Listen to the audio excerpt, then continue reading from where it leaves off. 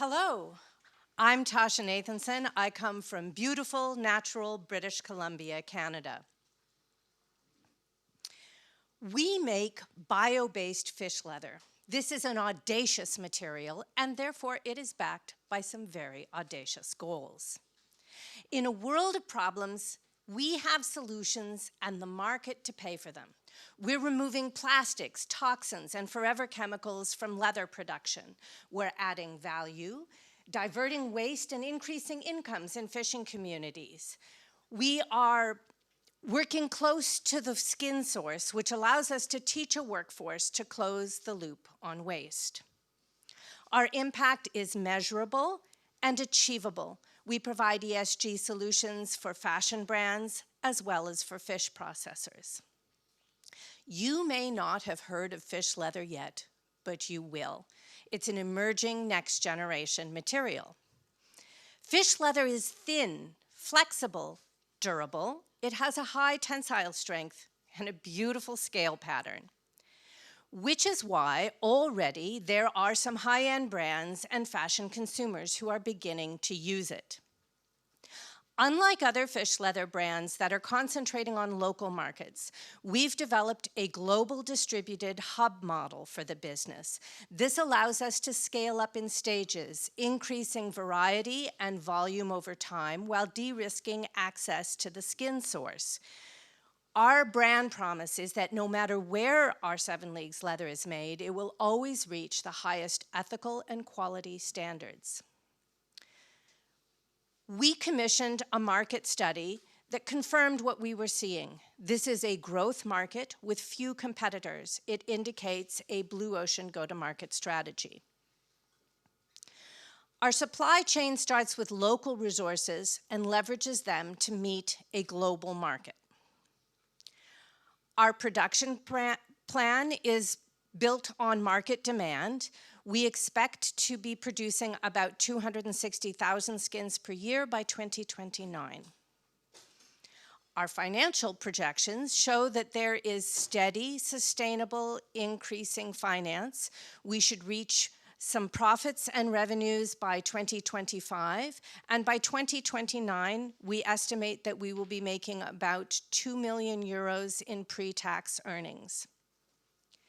To open a fish leather tannery here in Portugal would cost about 720,000 euros for the startup costs, and we are considering opening a tannery here. In addition, we're looking for Portuguese partners in the garment and leather goods industries to partner on developing our goods and using our leather. We have a strong and diverse team, which even includes the person who ran the world's largest fish leather tannery for 30 years. Thank you for listening to this story of how we turn fish waste into high-end luxury leather. I look forward to your questions.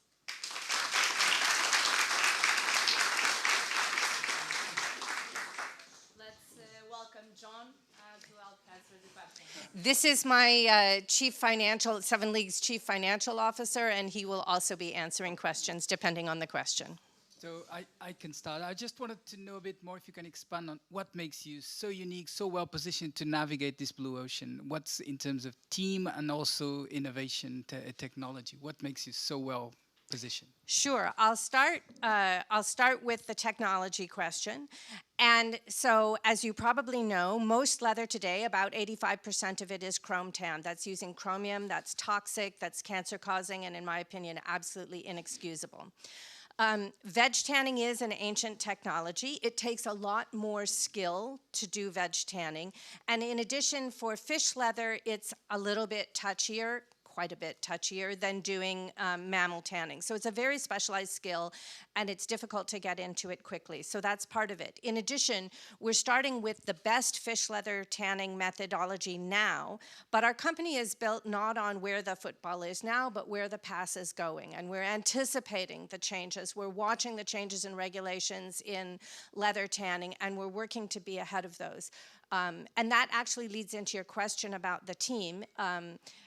And I'll start with where that connection is, that we have recruited, he's not on the slide yet, but we have recruited someone who definitely has the right kind of training in problem solving, in sustainability, in emerging trends in leather technology, and he's agreed to join our team so that we start with that initial formula that comes from Iceland and we adapt it to where we are, but we're working on changing that and improving that. In addition, on the team, we have our Chief Financial Officer, who is a CPA, MBA, all the letters that reassure anyone who worries about money, and has quite a bit of experience in the financial sector, as well as myself. I come from a value-added agriculture background, and then other team members which even address particular Canadian issues such as Indigenous relations and sustainable design. So, just a quick add to what you said, Tasha. The other thing is that we're very much focused on every part of the product being natural, so that includes looking at natural dyes, natural waterproof coatings, because in many markets you need waterproof leather. So those things are slow in the market, but there are opportunities in Portugal. There's research in Portugal that we're very much interested in capitalizing on to make sure that the product end-to-end is eco-friendly. Thank you for your presentation. So when you are developing the product, you can use only fish scales to produce the leather, or do you need to add other natural products? For example, if you use just the fish, or if you need, for example, to add some from the cow leather?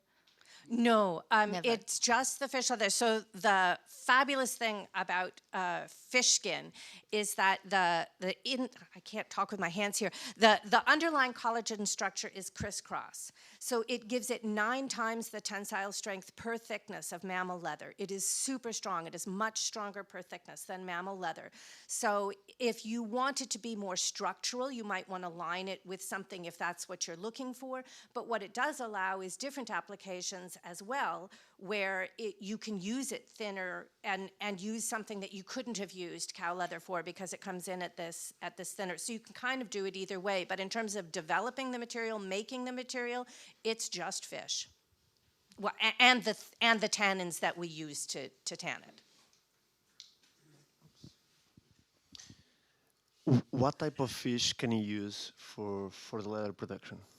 Many types of fish. We're starting with Pacific salmon, which again differentiates us from the other existing tanneries which use Atlantic salmon, because most of them are in Europe. So we're starting with the 5 species of Pacific salmon, but you can also make leather out of other fish, and we are looking at, in our ecosystem, halibut, tuna, lingcod, and we had an absolutely exquisite visit to Peniche, to the fish processor there, and we're tantalized by the great variety of fish, and therefore the great variety of fish skin that you have, and we are extremely excited to develop those. Yeah, that was one of my points, because you're saying that you're aiming to come to Portugal and be based here, to have a production plant over here.